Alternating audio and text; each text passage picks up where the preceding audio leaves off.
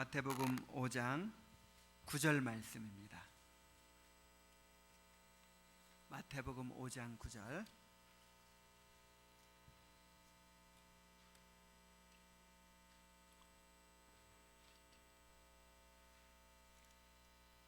다 같이 읽겠습니다. 자, 시작. 화평하게 하는 자는 복이 있나니 그들이 하나님의 아들이라 일컬음을 받을 것이며. 아멘. 오늘은 이제 일곱 번째 복인 화평하게 하는 자의 복을 살펴보도록 하겠습니다. 대통령 선거가 이제 끝났죠. 저는 대통령 선거를 이렇게 지켜보면서 참 이 뿌리 깊은 우리 민족의 비극을 다시 한번 또 보게 됐어요. 어느 나라나 이 보수 세력이 있고 진보 세력이 있게 마련이죠. 보수는 뭔가 좀 이렇게 좀 안정을 추구하고 기본적인 틀을 좀 지켜나가면서 뭐 하자는 것이고, 진보는 막 확 좀 뒤바꿔 보자는 것이죠. 근데 뭐가 이렇게 선이고 악이고 그런 개념이 아니고 경우에 따라서 이쪽을 좀 더 이제 치중해야 될 때가 있고 이쪽을 치중해야 될 때가 있고, 그래서 이 두 날개로, 이 좌우의 두 날개로 이렇게 날아야 된다, 그런 얘기들 하죠. 우리나라는 그냥 단순한 보수 진보가 아니에요.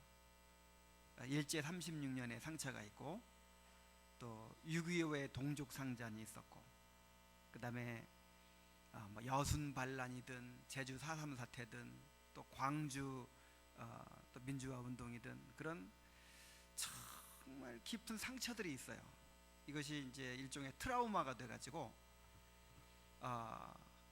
이 한쪽이 한쪽을 인정하지 못하는 그런 관계입니다. 그래서 한쪽이 없어져야 돼요. 악이에요, 악. 그래서 조금 진보적인 주장을 하는 사람들은 무조건 빨갱이라고 그러고, 그 다음에 이제 또 보수적인 주장을 하는 사람들은 무슨 이 수구 꼴통이라고 하고 이렇게 하여간 그 한쪽을 인정하지 못하는 그런 대립이 되어버렸어요. 그래서 이번에 이제 그 선거 과정에서 또 얼마나 서로 그런 상처가 드러납니까? 이 부각이 되죠. 그리고 이거는 해결될 수가 없어요. 이런 뭐 이렇게 옳고 그름을 따져가지고 해결될 수가 없어요. 선거 며칠 전에 우리 이제 둘째 딸하고 시험 끝났다고 해가지고 26년이라는 영화를 봤는데, 그게 이제 광주 민주화 운동 때 있었던 그 일을 배경으로 해가지고 이제 이 제도 법적으로 처벌이 안 되니까 이제 이 뭡니까, 암살단을 조직해가지고 그렇게 막 그 실제 인물인, 살아있는 인물인 전두환 대통령을 이렇게 이제 막 암살하려고 하는 그런 거를 영화를 만들었더라고요. 근데 그거 보면서도 참 이걸 옳고 그름을 따져가지고 해결될 문제가 아니에요. 그렇게 될 수가 없다 이 말이에요. 한쪽 인정을 해야 되는데 한쪽은 학살했다고 하고, 한쪽은 나라를 위해서 폭동을 진압했다고 하고, 참 너무 마음이 무겁더라고요. 그런데 이 말씀을 묵상하면서 정말 큰 위로가 됐습니다. 이 세상에는 이 참된 평화가 있을 수가 없어요. 한쪽이 없어져야 없어져도 안 되죠. 이 땅에는 영원한 평화가 없습니다. 그러나 우리 주님 안에는 평화가 있는 줄로 믿습니다. 왜 주님 안에 평화가 있죠? 주님께서 말씀하셨어요. 내 나라는 이 땅에 속한 것이 아니요, 내 나라는 영적인 것이다, 하늘에 속한 것이다 그랬죠. 우리는 하나님의 통치를 받는 하나님 나라의 백성들인 줄로 믿습니다. 그래서 내가 지지한 후보가 안 됐어도 괜찮아요. 우리는 하나님 나라 백성이니까. 그러니까 이 50%가 이제 이쪽 진영에서 정권을 잡으면 나머지 50%는 5년 내내 저주하죠. 5년 내내 나머지 50%가 저주를 하는데 어떻게 성공할 수 있겠어요? 이쪽이 또 잡으면 또 이쪽에서 또 5년 내내 망하기를 바라고 저주하죠. 어떻게 나라가 잘 될 수 있겠어요? 근데 우리는 그럴 필요가 없다 이 말이에요. 우리나라는 어디에 있으니까? 우리는 주님이 통치하시는, 우리는 하나님 나라 백성이니까 뭐 여기에 연연할 필요가 없다 이 말이에요. 최선을 다해서 투표로 참여하고 또 메시지를 전할 수 있고 뭐 이 나라를 잘 되게 하기 위해서 노력을 해야 되죠. 그러나 우리 뜻대로 안 되는 것에 대해서는 받아들여야 될 줄로 믿습니다. 왜냐하면 하나님이 통치하시니까. 그래서 그 에레미야 29장에 보면은 이제 바벨론에 의해서 유대 나라가 이제 망해버렸어요. 포로로 잡혀갔어요. 정말 어떻게 해야 됩니까? 목숨 걸고 독립운동을 하고 막 이 악의 무리를 처단해서 평화를 되찾아야죠. 근데 뭐라고 하냐면은 너희들을 사로잡아간 그 나라를 위해서 기도해라 그랬어요. 그 나라가 평안해야 너희들도 평안할 수 있다 그랬어요. 이 로마라고 하는 나라가 유대 나라를, 하나님의 백성 유대 나라를 완전히 착취하고 식민 지배할 때 예수님께서 오셨습니다. 그러면 당연히 예수님이건 예수님의 제자들이건 뭐 해야 되겠어요? 이 악의 무리를 몰아내고 우리나라를 독립을 추구해야 될 거 아니에요. 그런데 예수님은 거기에 별로 관심이 없어요. 가이사의 것은 가이사에게 바치고 하나님의 것 하나님께 바쳐라. 바울은 또 얘기하기를 모든 권세는 하나님께로 나지 않음이 없나니, 그러면서 임금들을 위해서 기도하라 그랬어요. 그 임금들이 누굽니까? 지금 교회를 핍박하고 있는 로마 황제들을 말하는 거예요. 자, 왜 우리가 이렇게 할 수 있죠? 하나님이 통치하시니까. 아멘입니까? 하나님이 통치하십니다. 그래서 우리가 최선을 다해서 민주화를 위해서, 사회 정의를 위해서 우리가 할 수 있는 한 최선의 노력을 다 해야 되는 거예요. 그러나 거기에 목숨 걸 필요는 없어요. 맞습니까? 하나님 나라에 목숨 걸어야 될 줄로 믿습니다. 바울이 그렇게 했어요. 예수님이 그렇게 했어요. 사도들이 그렇게 했어요. 그래서 우리 그리스도인들은요, 우리 하나님의 통치를 받는 사람들이기 때문에 이제 내가 지지하지 않은 후보가 됐더라도 5년 내내 잘 되기를 기도해야 될 줄로 믿습니다. 그 지도자가 잘못돼 버리면 나까지 손해보는 거예요. 뭐 그럴 필요 있어요. 축복하시기 바랍니다. 또 하나님의 섭리가 있어서 그러니까 로마 정권을 이용하셨어요. 하나님이 로마 황제를 사용하셔서 로마의 도로를 건설하게 하시고 로마가 이루어낸 평화를 사용하셔서 복음을 효과적으로 전해가지고 1세기 안에 3대륙에 걸쳐서 놀라운 복음의 확장을 가져온 거예요. 누구를 사용하셔서? 유대인들이 생각하기에는 로마는 망해야 될 나라고 저주받아야 될 나라고 없어져야 될 나라인데 하나님은 로마의 지배를 허락하셨어요.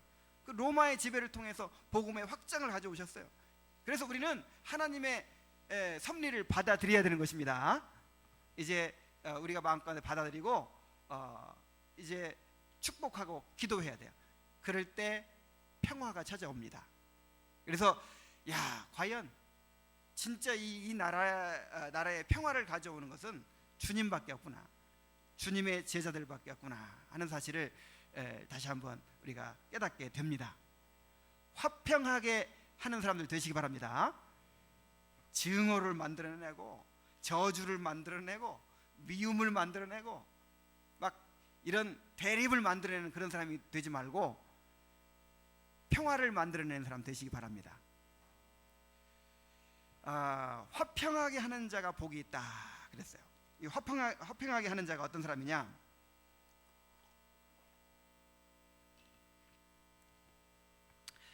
먼저는 천성적으로 평화로운 성품을 지닌 사람들을 말하는 것이 아니에요. 여러분, 이런 사람들이 있죠. 이렇게 갈등을 싫어하는 사람들이 있어요. 이게 싸우는 것을 싫어하는 사람이 있어요. 그래서 그냥 좋게 그래 그렇게 그냥 넘어가 버리고, 그냥 싸움이 일어날 것 같으면 피해버리고, 이런 사람들 있죠. 이런 사람이 화평하게 하는 자인가요? 절대로 이런 사람 가리키는 거 아니에요. 이런 사람들은 오히려 싸움을 일으키는 사람들이에요. 왜냐하면 언젠가 폭발할지 모를 재료들을 계속 쌓아놓고 있기 때문에 그렇습니다. 그래서 부부간에도요, 평상시에 티격태격하고 싸우고 화해하는 사람들은요 절대 이혼 안 합니다. 한 번도 안 싸우는 사람들 갑자기 이혼장 내미는 거예요. 자주 싸우세요. 잘 싸우. 그래서 잘 싸워야 되는 거예요. 싸움도 유익합니다. 싸움도 이 커뮤니케이션의 기능이 있는 거예요. 그러니까 좀 미숙한기 때문에 싸우는 거죠. 근데 싸우면서 이럴 때 저 사람이 상처를 받는구나. 이런 마음이 있었구나. 언제 알아요? 싸우면서 하는 거예요. 근데 적당히 싸우면서 화해하고, 싸우고 화해하고, 다 싸우면서 크는 겁니다. 그래서 그냥 이렇게 싸움을 회피하는 사람, 이거 아주 더 나쁜 거예요. 그냥 어떨 때는 좀 싸우기도 해야 돼요. 이런 인도적인 평화주의자들을 말하는 것도 아닙니다. 이 마하트마 간디, 이 비폭력 무저항 운동으로 유명한 사람이죠. 이 간디가 제일 좋아하는 성경 말씀이 뭐냐? 화평하게 하는 자는 복이 있나니 그들은 하나님의 아들이 일컬음 받을 것이며. 그런데 간디는 예수를 안 믿는 사람이에요. 그런데 간디가 화평하게 하는 자인가요? 맞아요, 틀려요? 아니에요. 간디하고 화평하게 하는 자하고는 관계가 없어요.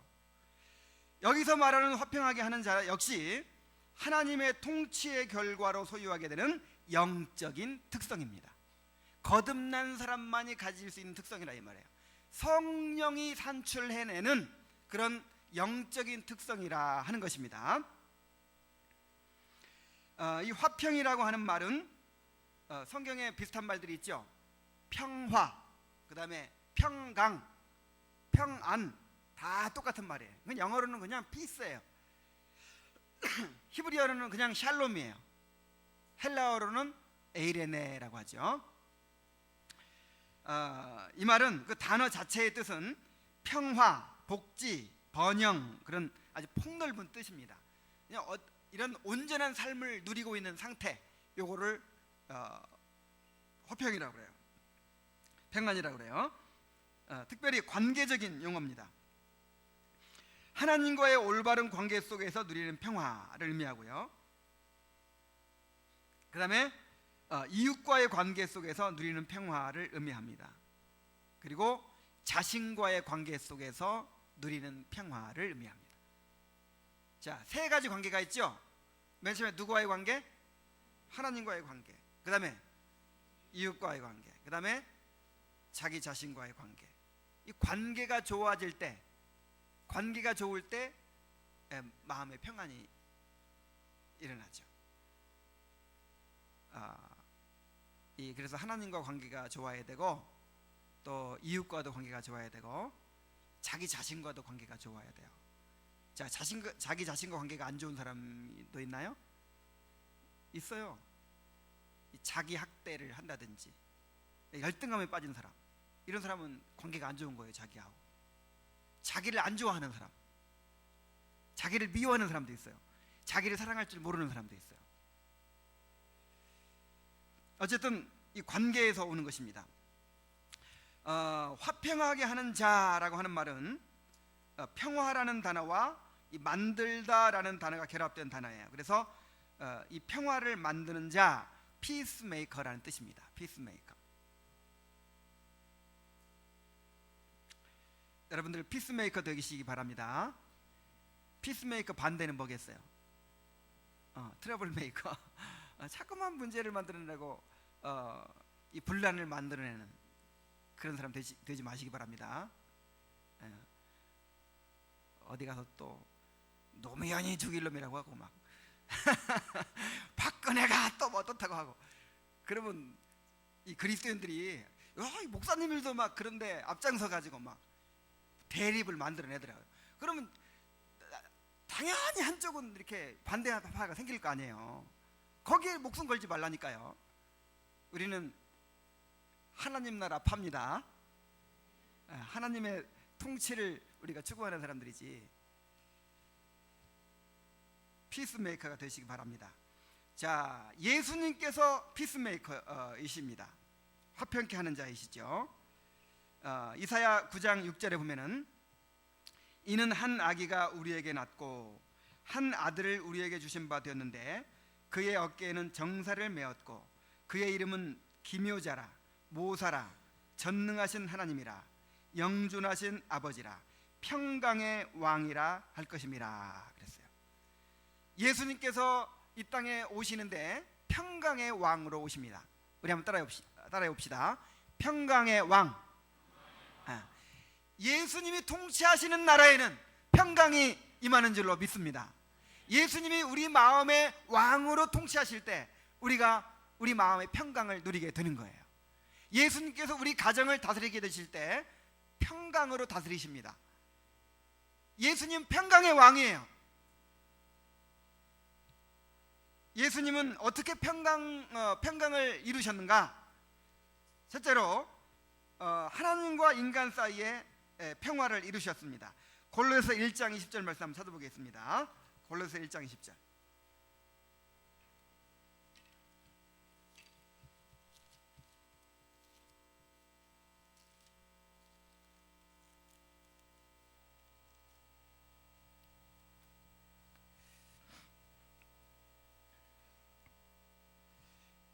우리 함께 읽어보겠습니다. 시작.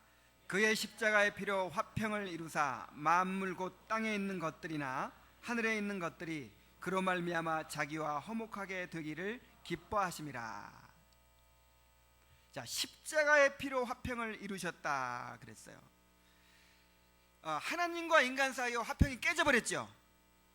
하나님과 인간 사이의 죄로 말미암아 화평이 깨져버렸어요. 그래서 하나님과 인간 사이는 원수 관계가 됐고 진노하시는 관계가 됐어요.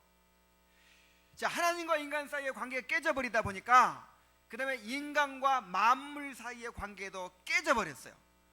그래서 이 모든 만물이 인간에게 복종하고 인간은 하나님께 복종하고 그렇게 해서 평화로운 관계를 이루도록, 조화를 이루도록 이 세상이 창조됐는데 인간이 하나님을 벗어나 버렸죠. 반역해 버렸죠. 그러다 보니까 모든 만물이 또 인간을 반역해 버렸어요. 그래서 막 쓰나미로 사람들을 막 쓸어버리고 그 다음에 지진이 나고 막 이런 자연재해들이 일어나고 가시왕건키가 나고, 그래서 모든 이 하나님의 창조물들이 다 평화를 잃어버린 상태에 있었습니다. 그런데 그 평화를 회복시켜 주러 오신 분이 누구냐? 바로 예수 그리스도신 줄로 믿습니다. 그래서 그 십자가의 피로 자기 목숨을 바쳐서, 그러니까 누군가가 죽어야 평화가 와요. 정말 평화가 어려울 때는요, 누군가가 죽어야 와요. 희생자가 있어야 돼, 희생자가. 그래서 예수님께서 그 평화를 이룰 수 있는 그 값을 자기 목숨을 바쳐서 치르신 거예요. 그래서 그의 십자가의 피로 화평을 이루사 만물 곧 땅에 있는 것들이나 하늘에 있는 것들이 그로 말미암아 자기와 화목하게 되기를 기뻐하심이라.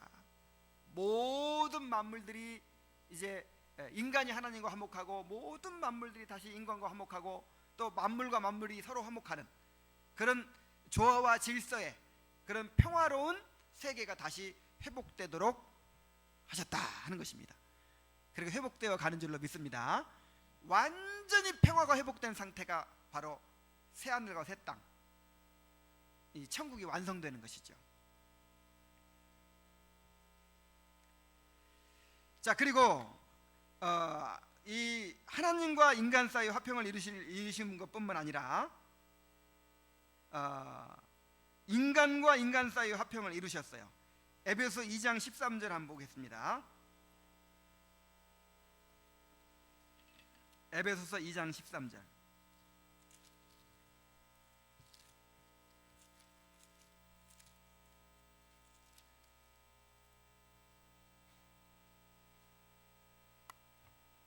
(13절부터) 한번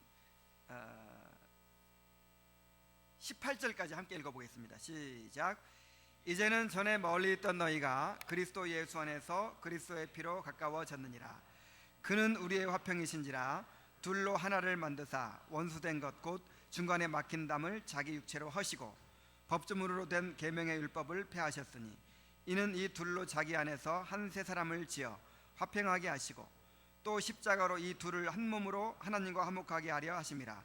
원수된 것을 십자가로 소멸하시고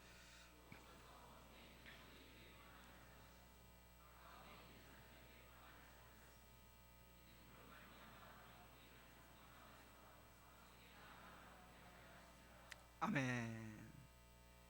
자, 원수된 것,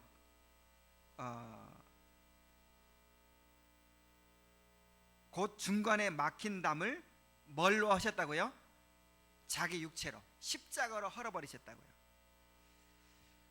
하나님과 우리 사이의 평화도요, 예수님의 희생이 없이는 절대로 이루어질 수 없는 평화예요. 누군가 하나가 죽어야 된다니까요. 죄값으로 죽어야만 평화가 이루어지는 거예요. 우리가 진노를 받아야만 평화가 이제 회복되는 거예요. 그러니까 불가능하죠. 그래서 예수님께서 그 진노를 받으심으로 하나님과 우리 사이에 평화를 이루신 줄로 믿습니다. 그런데 하나님과 우리 사이만 평화가 깨진 것이 아니라 인간과 인간 사이에도 평화가 깨졌어요.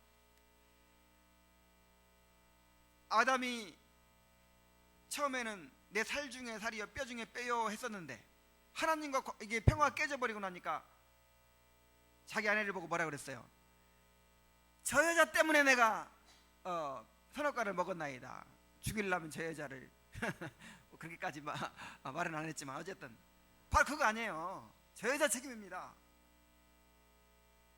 자, 이렇게 돼버렸어요. 그래서 예수님께서 오셨을 때 예수님이 아니면 도저히 이 평화가 회복될 수 없는 그런 상황에 있었어요. 자, 유대인이 있고 이방인이 있습니다. 유대인과 이방인은 기름과 물이에요. 절대로 섞일 수 없는 관계예요. 유대인들은 이방인을 완전히 이 저주받은 사람들을 보니까. 그리고 로마인과 또 로마의 지배를 받는 이 식민지 백성들이 있었어요. 그래서 하여간 이 상대방을 죽여야만, 없애야만 이제 자기들이 살 수 있는 거예요. 그 다음에 주인과 종, 그 다음에 헬라인과 야만인, 남자와 여자, 또 부자들과 가난한 자들, 뭐 양극화 하는데 그때는 양극화가 아니고 극극화의 완전이에요. 북극과 남극이야. 모든 관계들이 절대로 화합할 수가 없어요. 여러분, 예수님 당시에 어떻게 귀족과 노예가 하나가 될 수 있습니까? 어떻게 로마인과 유대인들이 하나가 될 수 있습니까? 어떻게 이 헬라 사람들하고 저 야만인들하고 하나가 될 수 있습니까? 도저히 하나 될 수 없는 그런 갈등과 대립과 증오와 반목이 있던 그런 사회였어요. 근데 예수님께서 오셨습니다. 예수님께 오셔서 자기 육체로 십자가로 하나님과 가로막힌 그 죄의 담을 헐어버리셨고, 그 다음에 이방인과 유대인 사이에 가로막힌 또 그 막힌 중간에 막힌 담을 헐어버리신 줄로 믿습니다. 그래서 평화로운 공동체를 만드셨어요. 그래서 이 고린도전서 2장 14절 같은 데 보면 뭐라 그랬습니까? 유대인과 헬라인이, 여자나 남자나 귀족이나 종이나 그런 구분이 없이 그리스도 안에서 한 몸이 되었느니라. 할렐루야. 이게 기적이에요. 이게 하나님께서 우리에게 허락하신 놀라운 평화의 능력이에요. 오직 예수님만이 이런 평화를 만들어내실 수 있는 줄로 믿습니다. 예수님이 가시면요, 중간에 막힌 다음에 허물어지는 거예요. 얼마나 놀라운 기적입니까? 그래서 초대교회 당시에 교회를 딱 가면 이 자체가 기적인 거예요. 이 공동체라는 것 자체가 기적이에요. 그래서 이것이야말로 하나님의 존재를 증명하고 하나님의 사랑을 증명하고 복음을 실증적으로 증명하는 그런 증거물이 된 거예요. 이 교회라는 존재 때문에, 이 놀라운 기적의 공동체 때문에 수많은 이방인들이 그렇게 예수님을 믿게 된 거예요.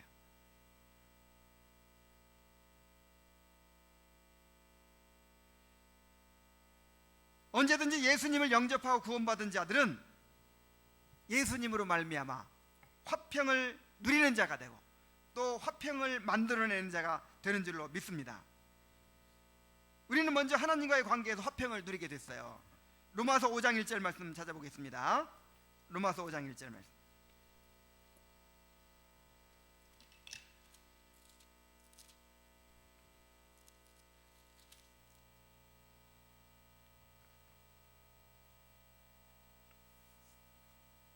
자, 함께 읽겠습니다. 시작. 그러므로 우리가 믿음으로 의롭다함을 받았으니 우리 주 예수 그리스도로 말미암아 하나님과 화평을 누리자. 아멘. 자, 예수님께서 이루신 화평으로 말미암아 우리가 하나님으로 더불어 화평을 누리게 된 줄로 믿습니다. 이제 하나님이 더 이상 우리가 더 이상 진노의 자녀가 아니에요. 더 이상 하나님께서 우리에게 진노하시지 않습니다. 우리는 두려움 없이 하나님 앞에 담대히 나아갈 수 있는 그런 관계가 된 줄로 믿습니다. 그리고 그 결과로 또 사람들과 사람 사이에서도 우리가 화평을 누리게 됐어요. 골로새 3장 15절 말씀. 골로새 3장 15절 말씀.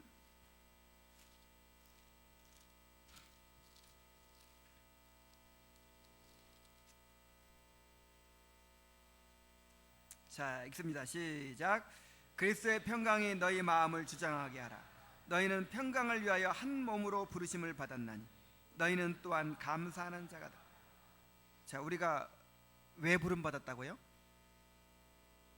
평강을 위하여 부름 받았다. 여러분 기억하시기 바랍니다.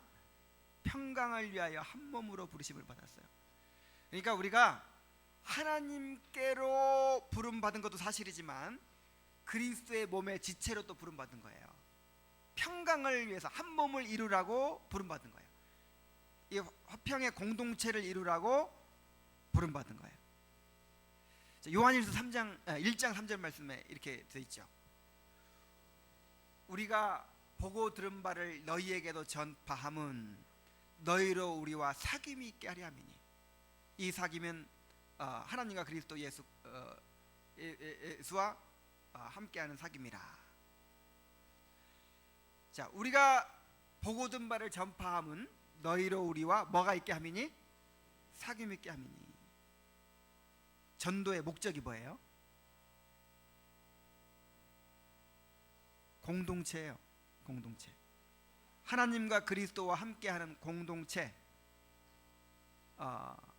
평강의 공동체, 이게 전도의 목적입니다. 그러니까 우리가 이 공동체를 어떤 수단으로만 생각해서는 안 돼요. 교회가 부흥하려면 이렇게 평화로운 공동체를 이루어야 돼. 뭐 그 말도 틀린 말은 아니지만 성경에서는 그렇게 수단으로 말하고 있지 않아요. 전도의 목적으로 말하고 있어요. 이게 하나님의 꿈이에요. 하나님의 꿈. 하나님은 우리가 그리스도로 말미암아 정말 인종을 초월하고 빈부를 초월하고 신분을 초월하고 모든 걸 초월해서 평화를 누리는 그런 한 몸 된 공동체를 건설하기를 원하시는 것입니다.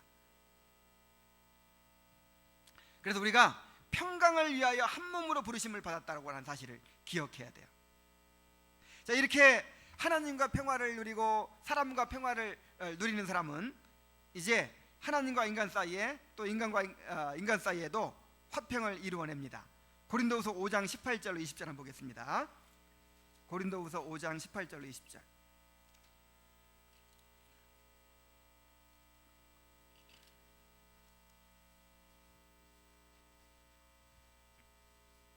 자, 함께 읽어보겠습니다. 자, 시작. 그가 그리스도로 말미암아 우리를 자기와 화목하게 하시고 또 우리에게 화목하게 하는 직분을 주셨으니 곧 하나님께서 그리스도 안에 계시사 세상을 자기와 화목하게 하시며 그들의 죄를 그들에게 돌리지 아니하시고 화목하게 하는 말씀을 우리에게 부탁하셨느니라. 아멘. 자, 20절에 또 보면 그러므로 우리가 그리스도를 대신하여 사신이 되어 하나님이 우리를 통하여 너희를 권면하시는 것 같이 그리스도를 대신하여 간청하노니 너희는 하나님과 화목하라. 그래서 화목하게 하는 말씀을 우리에게 부탁하셨다는 거예요. 그러니까 이제 하나님과 사람들이 원수지간이죠. 원수지간이에요. 근데 하나님께서 먼저 손을 내미셨어요. 예수 그리스도를 통해서 사람들의 죄를 다 용서해 주시고 이제 죄를 다 사해 주시고 화목할 수 있는 길을 여셨어요. 그리고 그걸 알려야 되잖아요. 그 말씀을 누구한테 부탁했다고요? 우리에게 부탁했어요. 그래서 우리는 하나님과 사람 사이를 화목해 만드는 사람들입니다. 피스메이커들이에요. 그래서 알려줘야 돼요. 빨리. 하나님이 너 이제 안 미워하신대. 하나님이 이제 너 죄 벌하지 않으신대. 그냥 돌아만 오면 그냥 다 용서해 주신대. 이렇게 화목하게 하는 복음을 전해야 될 줄로 믿습니다. 그래서 나와 하나님 사이에, 나와 다른 사람 사이에, 또 사람들과 사람 사이에, 사람들과 하나님 사이에 그렇게 화평을 끊임없이 만들어내는 사람이 바로 그리스도인이라고 하는 것입니다. 자, 이렇게 화평하게 하는 자는 정말 행복하다는 거예요. 화평하게 하는 자는 복이 있나니 저희가 하나님의 아들이라 일컬음을 받을 것이며 그랬어요. 이 하나님의 아들로 일컬음을 받는다 하는 말은 하나님의 아들로 입증되고 인정된다 그런 뜻입니다. 화평하게 하는 것만큼 하나님의 아들됨을 드러내는 것이 없어요. 그 사람만 가면 화평이 이루어져요. 그 사람은 어떤 문제가 있어도 결국 화평을 이루어내요. 그러면 야, 진짜 저 사람 하나님의 아들인가 봐 이렇게 말할 수 있다 이 말이죠.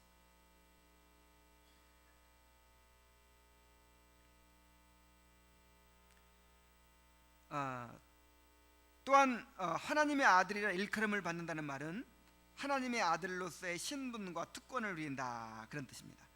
하나님의 사랑과 친밀함을 누리고요, 아들로서의 권세와 영광을 누린다 그런 뜻이에요.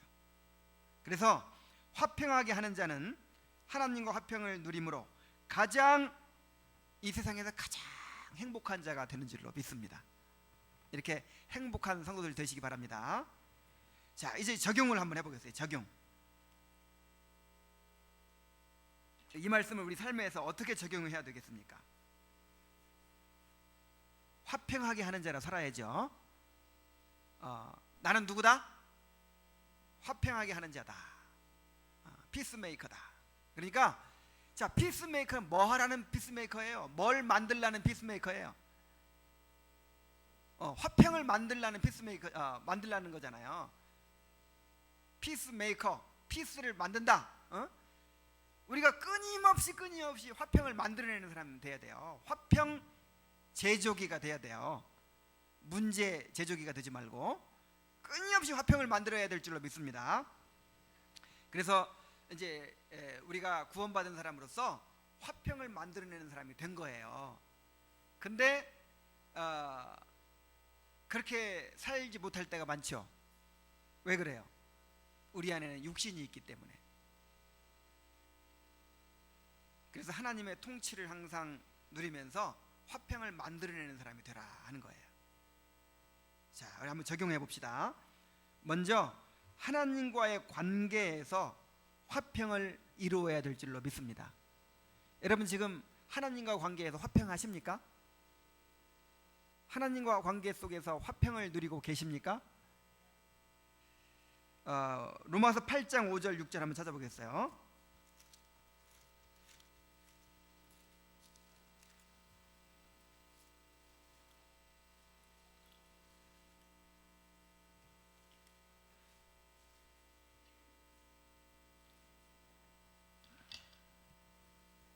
로마서 8장 5절 6절 함께 읽겠습니다. 자, 시작. 육신을 따르는 자는 육신의 일을, 영을 따르는 자는 영의 일을 생각하나니 육신의 생각은 사망이요 영의 생각은 생명과 평안이니라. 자, 육신을 따르는 자는 사망을 경험하죠. 그런데 영을 따르는 자는 생명과 평안을 경험하게 돼요. 그래서 이 하나님과 관계에서 이 평화를 이루려면 뭘 따라 살아야 돼요? 성령을 따라 살아야 돼요. 자, 육신을 따라 산다는 게 뭐고 성령을 따라 산다는 게 뭡니까? 육신을 따라 산다는 말은 내가 왕이 된다는 거예요. 내가 중심이 된다는 거예요.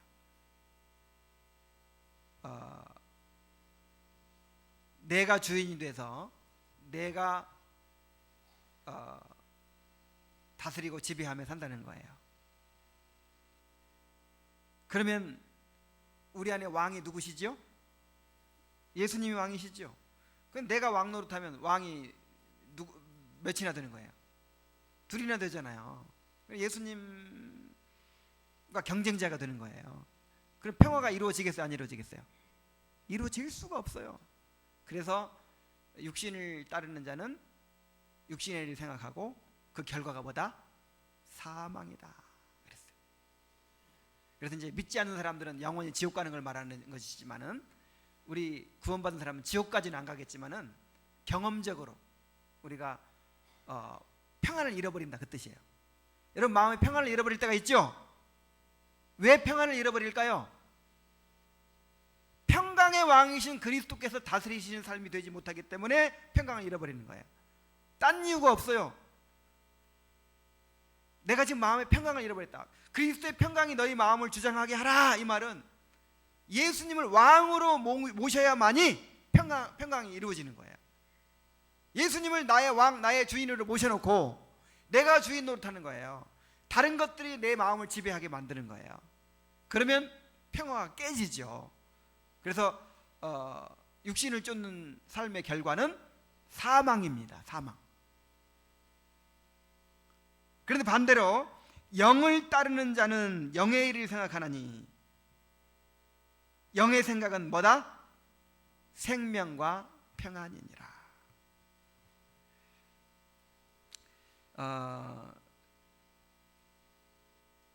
그래서 이 평화를 만들어내라, 하나님과의 관계에서 평화를 만들어내라, 이 말은 무슨 말이겠어요? 성령을 따라 살라는 말이고 그리스도의 통치를 받아들이라 그런 뜻이에요. 그리스도가 통치하시는 삶을 살아라. 내가 지금 내 마음이 그리스도께 통치하시는 삶인가? 내가 주장하고 내가 다스리는 삶인가? 제가 자꾸만 강조를 하는데 이거는 착하게 사냐 안 착하게 사냐, 도덕적으로 선하냐 악하냐 이 차원이 아니라 그랬죠. 도덕적으로 선하게 살지만 누가 다스릴 수 있어요? 내가 다스릴 수 있어요. 이게 바리새인 같은 삶이죠.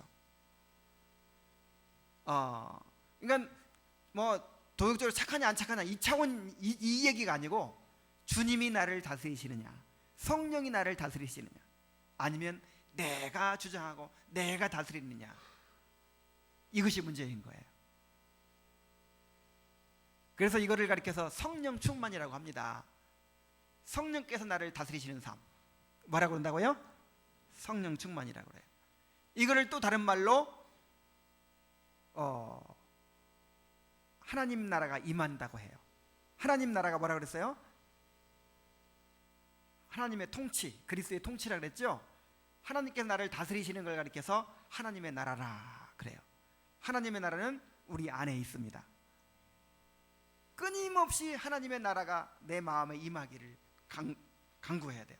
먼저 그의 나라와 그의 의를 구하라. 나라에 임하옵시며 이 하나님이 나를 지배하시고 성령께서 나를 통치하시고 그렇게 되지 않으면 내가 아무리 착하게 살려고 노력하고 아무리 선하게 살려고 노력을 해도 그 열매가 이거는 영적인 열매가 아닌 거예요. 바리새인의 경우처럼. 그래서 우리가 이제 이런 선한 열매를 통해서 그리스도를 드러내고 하나님의 영광을 위해 살아야 되는데, 그것은 나한테서 나오는 것이 아니에요. 그리스도의 통치의 결과예요. 하나님의 통치의 결과로 이제 선한 삶을 사는 거죠. 그래서 지금 우리가 공부하고 있는 이 산상수훈의 삶은, 자, 마태복음 5장에서 7장까지 읽어보셨죠? 자, 읽어보니까 내가 살 수 있는 삶이에요, 아니에요? 내가 인간적인 노력으로 이렇게 살 수 있는 삶이에요? 그렇지 않죠. 이것은 하나님의 통치의 결과로 이루어지는 삶이에요. 그럼 우리가 무엇을 갈망해야 되겠어요? 무엇을 갈망해야 되겠어요? 하나님이 나를 통치해 주시옵소서. 그의 나라를 구해야죠. 하나님 나를 지배해 주시옵소서. 성령을 충만해져서 성령께서 나를 다스리시는 삶이 되게 해 주시옵소서. 이것이 우리의 소원이 되어야 될 줄로 믿습니다.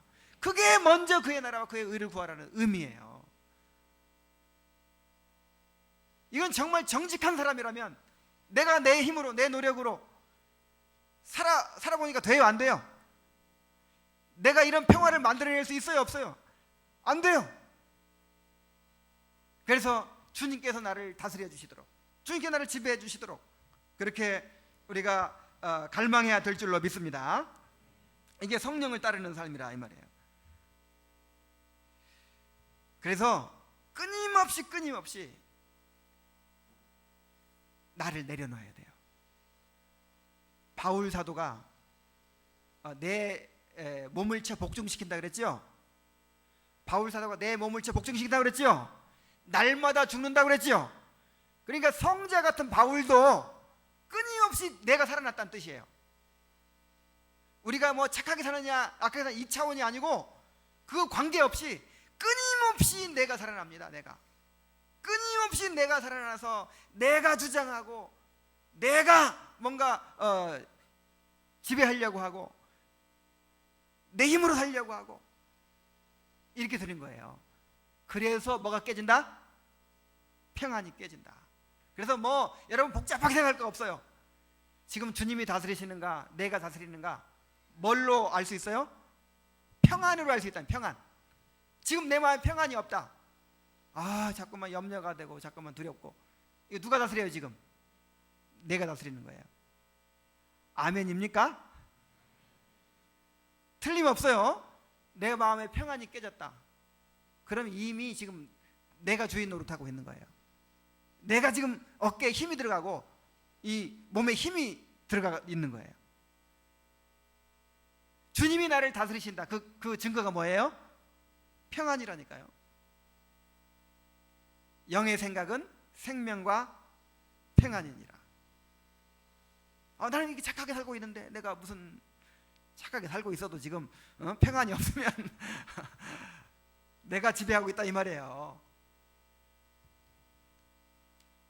자, 그 다음에 그래서 끊임없이 바울도 날마다 자기를 날마다 죽는다 그랬고 날마다 자기를 채 복종시킨다 그랬는데, 우리는 얼마나 시간마다 우리를 채 복종시켜야 될 줄로 믿습니다. 하나님이 나를 지배해 주시도록, 하나님의 통치가 임하도록 끊임없이 갈망하고 우리 자신을 포기하고 내려놓는 그런 것이 있을 때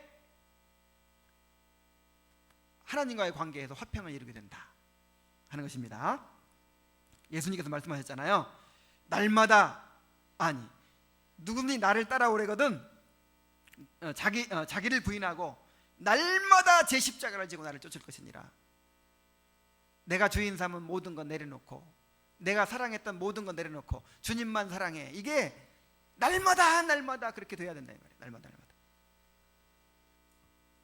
그렇게 해서 하나님과 관계에서 화평을 끊임없이 이루어가는 성도들 되시기 바랍니다. 이게 피스메이커예요. 자, 두 번째로는 다른 사람들과 관계에서 화평을 이루어야 되는데요, 이제 하나님과 화평을 이루게 되면 사람들과의 관계에서 그것이 나타나야 되는 거예요. 우리가 이 가정 생활을 하든지 또 이 교회 공동체 생활을 하든지 갈등과 다툼이 없을 수가 없습니다. 그렇죠? 우리가 서로 그냥 이렇게 갑옷을 입고 방어막을 딱 치고 서로를 드러내지 않고 우리 서로 건드리지 말고 삽시다 하면서 나 안 건드릴 테니 건드리지 마세요 하면서 이렇게 살아가면 뭐 문제될 게 없어요. 그리고 오늘날 저 중산층들 모이는 그런 아주 교양이 있고 점잖은 교회들 얼마나 많은지 몰라요. 1년 내 가야 싸움 안 일어나요. 깨끗합니다. 젠틀합니다. 근데 우리 주님이 원하시는 공동체는 그런 게 아닌 거예요. 하나가 되려면 부딪혀야 돼요. 맞습니까? 연애할 때는 별 싸울 필요 없어요. 근데 진짜 이제 한 집에 살면 어떻게 됩니까? 싸워요, 안 싸워요? 꼭 안 싸운 것처럼 그렇게 가게 마시고. 왜 싸웁니까? 하나 되려고 하니까 싸우는 거예요. 하나 되려고 하니까.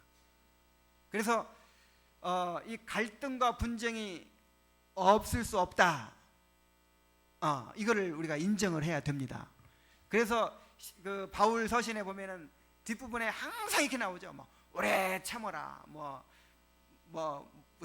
관용해라. 그다음에 또 뭡니까? 그게 다 뭐예요? 그게 오래 참을 일이 이렇게 많다 이 말이에요. 관용해야 될 일이 이렇게 많고 용서해야 될 일이 그만큼 많이 생긴다 그런 뜻이에요. 그래서 문제가 없을 수가 없습니다. 문제 있는 것을 받아들여야 돼요. 그러나 문제가 있지만은 그러나 해결도 있어야 돼요. 거기서 화평을 만들어내야 돼요. 자, 무슨 말씀인지 아시겠죠? 아예 문제를 회피하는 것이 아니라 문제가 있어요. 분명히 하나가 되려고 하다 보니까 문제가 생겨요. 부딪힘이 생겨요. 갈등이 생겨요. 그러나 거기서 이제 원수지고 등지고 말아버리는 것이 세상 사람이라면 그 문제가 생겼는데 거기서 화해가 있고 용서가 있고 거기서 평화가 만들어질 때 이것이 바로 그리스도인의 공동체라 하는 것입니다. 로마서 12장 18절 말씀 보겠습니다. 로마서 12장 18절.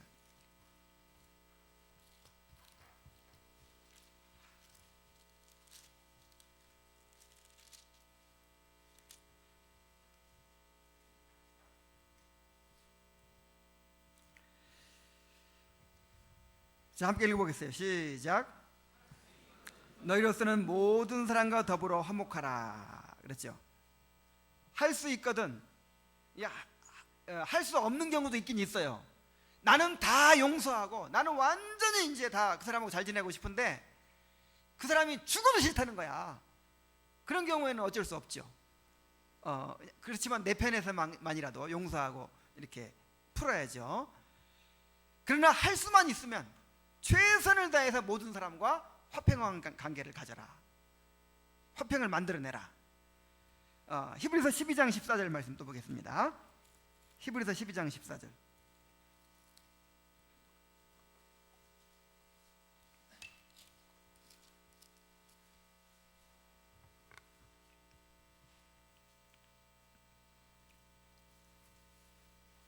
자, 함께 읽어보겠어요.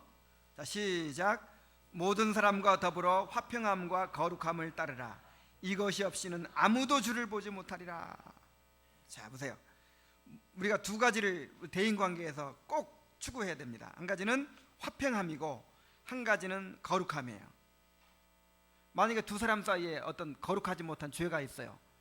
그러면 하나님과의 관계가 막힌다 이 말이에요. 주를 보지 못하리라. 근데 거룩함만이 아니고 뭘 쫓아라? 화평함을 쫓으라. 그래서 두 사람 사이가 원수져 있어요. 등을 지고 있어요. 우리 교회는 그런 일들이 별로 없는데 이렇게 공동체 생활을 하다 보면은 서로 이렇게 부딪혀가지고 이 사람하고는 도저히 안 맞는다 이런 사람이 있죠. 그래가지고 서로 안 보고 살아요. 자, 이렇게 이거 지금 화평함을 쫓은 게 아니죠. 서로 지금 틀어져 있고 서로 지금 앙숙이 돼 있어요. 그러면 주님을 볼 수 있다 없다? 없어요. 그런 마음으로 예배를 잘 드리고 기도를 열심히 하고 그런데 주님을 제대로 만날 수 있어요 없어요? 있어요 없어요? 없어요. 아무도 주를 보지 못하리라 그랬잖아요. 이것이 없이는, 형제간에 화평함이 없이는 누구를 보지 못하리라? 주를 보지 못하리라. 여기는 형제간만이 아니겠죠. 부부간에도 부부간에도 서로 그냥 완전히 막 이렇게 싸우고 있는 상태에서 기도가 막힌다 그랬잖아요. 기도가 하나님과의 관계가 막히는 거예요. 마태복음 5장 23절 보겠습니다. 마태복음 5장 23절.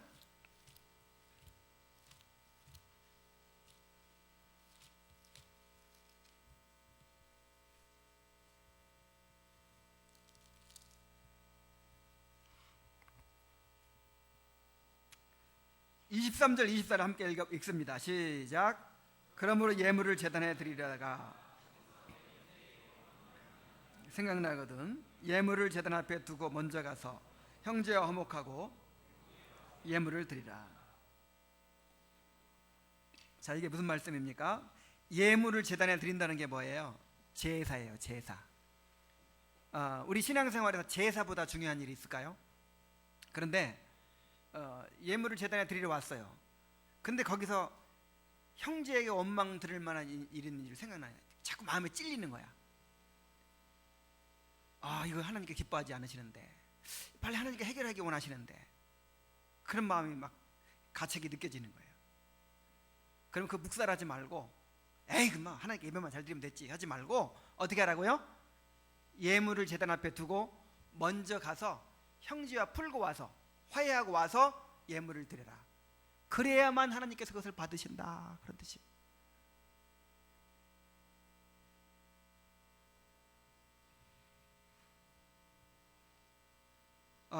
그래서 지난주에도 그런 말씀을 드렸는데,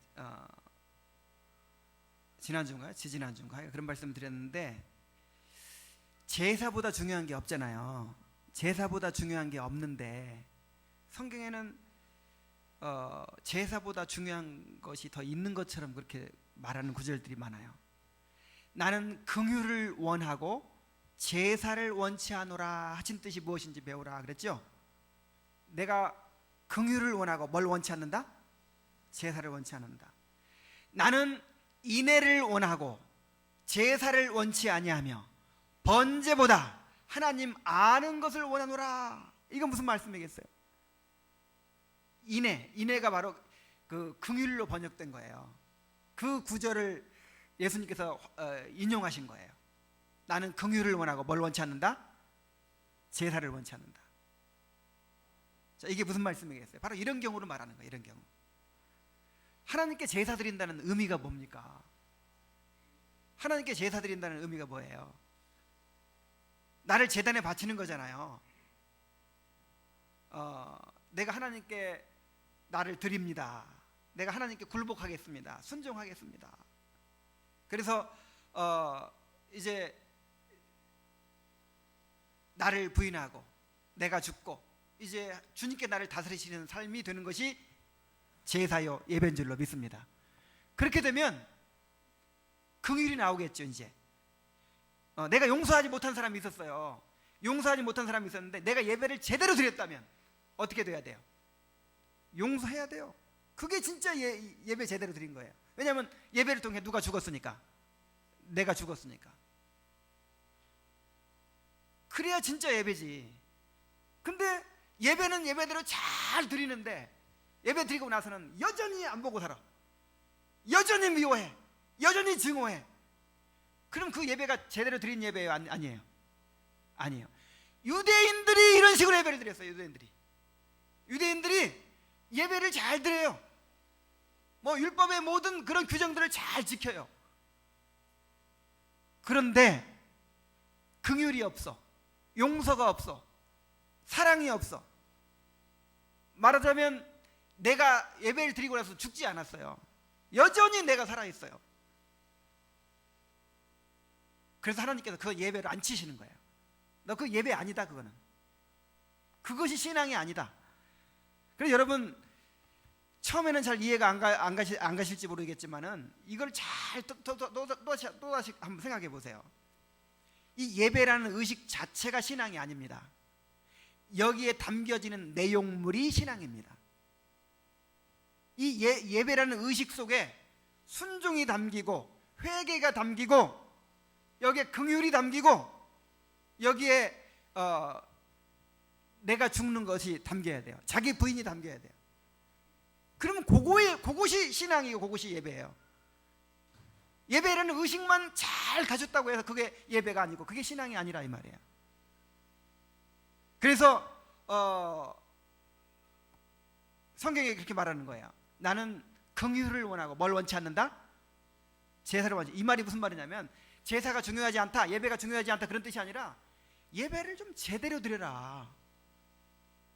정말 예배를 제대로 드리면 긍휼이 나올 거 아니냐. 무슨 말씀인지 아시겠죠? 그래서 이 말씀은 형제하고 불화하고 있으면 그거 해결되기 전에는 예배 드려도 아무 소용없구나, 예배 안 드려야 되는구나, 이 말씀 아니죠? 지금 형제와 불화하고 있어요. 지금 해결되지 못하고 있어요. 그럼 예배 드려야 돼요, 안 드려야 돼요? 왜 드려야 돼요? 드려야 됩니다. 드려야 은혜를 받아서 내가 죽을 수가 있는 거예요. 불화하고 있다든지 또 해결되지 못한 것이 있으면 더 말씀을 집착하고 더 기도하고 더 예배를 열심히 드려야 될 줄로 믿습니다. 그래서 내가 은혜를 받아야 내가 죽을 수 있고 내가 그걸 해결할 힘을 얻을 수 있는 거예요. 그래서 지금 예수님의 이 말씀은 형제와 불화 해결하기 전에는 예배 드릴 생각만 하라 그 뜻이 아니고, 지금 그 예배 의식과 실제의 그런 순종을 분리해서 생각하고 있는 이 잘못된 예배관을 지금 지적하고 계시는 거죠.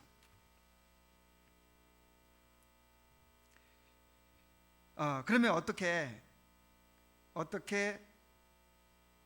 이렇게 사람들과의 관계에서 화평을 이루어내는 자가 될 수 있을까요? 부부간에도 늘 싸우잖아요. 또 이 공동체 안에서 늘 부딪히고 싸울 일이 있잖아요. 나하고 안 맞는 사람이 있잖아요. 근데 어떻게 화평을 만들어낼 수 있겠느냐 이 말이에요.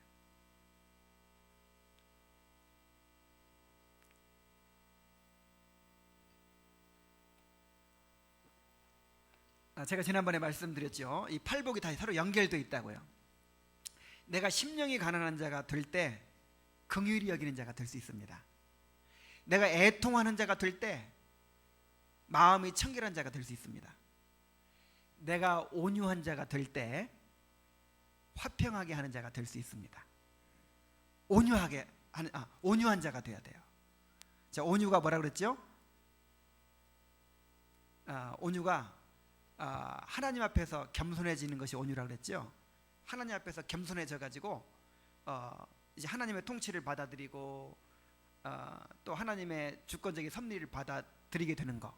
그래서 하나님께서 나를 어떻게 인도하시든지 굴복하게 되고, 또 사람들의 부당한 태도에 대해서도 내가 안 갚음하고 내가 이렇게 권리 주장하고 이러려고 하지 않고 하나님께 맡기는 거. 이게 온유라 그랬죠.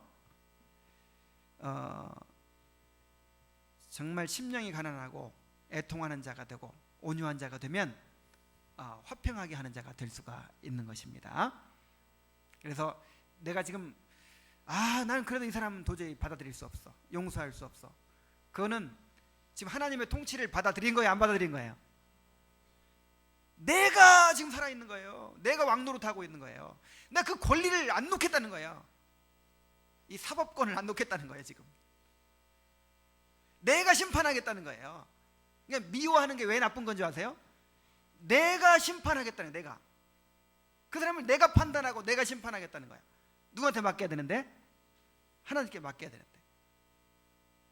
그래서 내가 미워하고 있는 동안에는, 내가 누군가를 용서하지 못하고 있는 동안에는 하나님을 볼 수가 없는 거예요. 하나님과의 관계가 막히는 거예요. 여러분,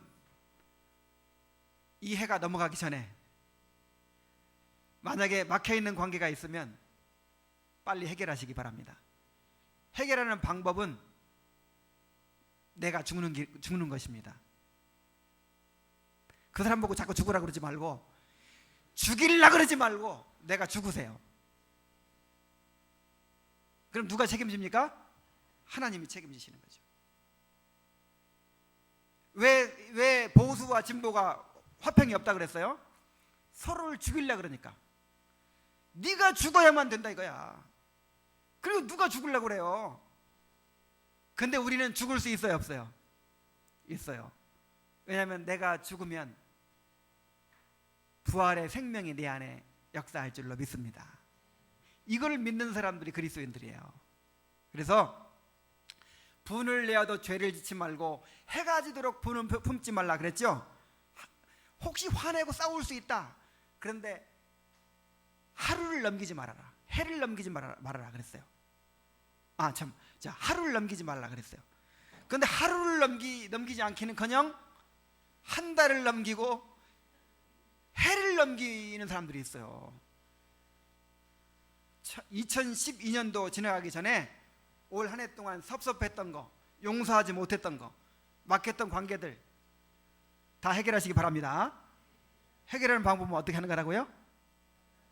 간단해요. 뭐 복잡할 것도 없어요. 내가 죽는 건 나한테 달려있는 거예요. 그 사람한테 달려있는 게 아니고.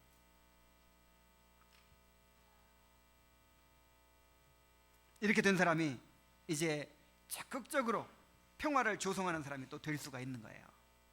그래서 화평하게 하는 자는 복이 있나니 저희가 하나님의 아들이라 일컬음 받을 것이며. 그런데 화평하게 한다는 말은 하나님과 나 사이에 끊임없이 화평을 만들어내는 사람이고, 나와 다른 사람들 사이에 끊임없이 화평을 만들어내는 사람이고, 더 나아가서 하나님과 사람 사이에, 사람들과 사람 사이에 화평을 조성해가는 사람이 되는 것을 말하는 것입니다. 이렇게 화평하게 하는 자가 돼서 정말 하나님이 주시는 그런 놀라운 행복을 누리게 되시길 바랍니다. 기도하겠습니다. 하나님 아버지, 평강의 왕이 우리에게 임하셔서 하나님과 화목하게 되는 기적을 이루어 주시고, 도저히 함께 할 수 없었던 그런 사람들과 함께 한 형제가 되고 한 가족이 될 수 있는 그런 기적을 이루어 주심을 감사드립니다. 아버지 하나님, 우리는 아직도 정말 다툼과 분쟁을 피할 수가 없습니다. 아버지 하나님, 그러나 평강의 왕을 모시고 있기 때문에, 그리스도의 통치를 받아 살기 때문에 또 화평을 만들어낼 수 있는 줄로 믿습니다. 아직까지도 나를 포기하지 못해서, 나를 내려놓지 못해서 불화하고 있는 그런 관계가 있습니까? 아버지 하나님,